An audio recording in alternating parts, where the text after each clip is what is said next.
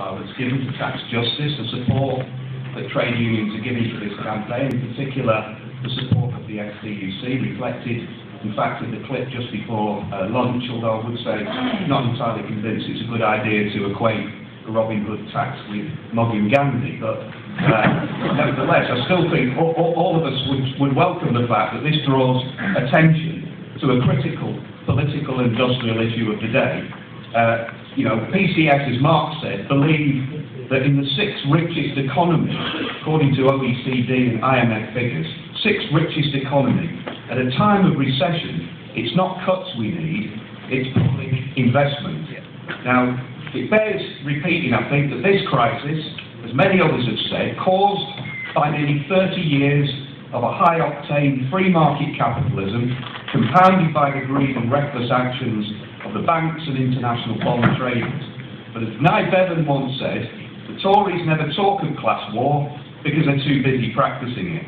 They're now using the budget deficit caused by the bailout of staggering proportions. Latest count, over £1 trillion of what we later find was public money, was our money, now becomes a pretext for the biggest assault on social gains won in the post-war years, on a scale even Thatcher and Blair could only dream of.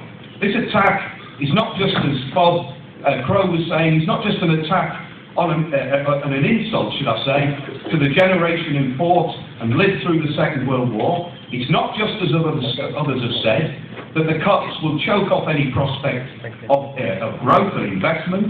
Challenging the austerity programme means challenging the deception that these cuts are driven by economic necessity. It means challenging the deception that decent public services can't be afforded. Now, PCS, working with the Tax Justice Network, have shown that in the context of a budget deficit in the region of 170 billion, 125 billion, a conservative estimation, 125 billion is lost each year to the public purse as a result of uncollected tax and tax avoidance and tax evasion of the wealthiest individuals and the companies on the FTSE 100 index.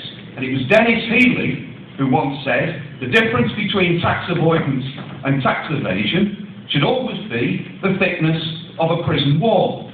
Rather than close the loopholes, rather than close the tax havens exploited mercilessly by the top companies and the super rich, rather than chase, let's face it, the criminals who are evading tax, the very public body that exists to collect it, HMRC, has seen under New Labour 15,000 jobs cut, another 200 frontline offices closed or under threat, including the office at Wick, 5,000 more jobs under threat, and a $3 billion cut in the department's budget. The case for tax justice, instigated by the trade unions and taken up, I should say, by young activists in UK Uncut, using peaceful civil disobedience to expose some of the most prominent tax dodgers.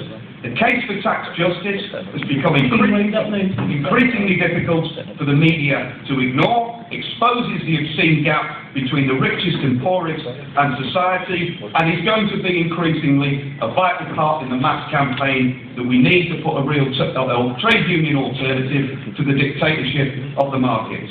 Thanks.